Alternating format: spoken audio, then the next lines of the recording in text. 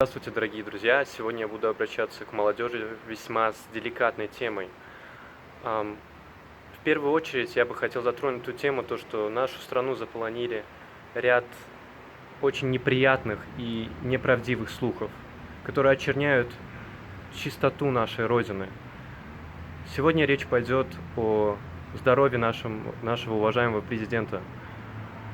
Эти люди, которые агитируют информацию, лгут, в открытую лгут и заполняют своими грязными текстами сайты различных форумах, то, что наш уважаемый президент сейчас не в добром здравии. На самом деле это все ложь.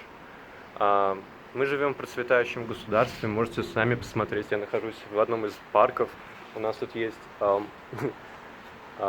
детские площадки. Слава богу, есть кафе и рестораны, и даже есть фонтаны везде. Климат тут прекрасный, и везде все белое.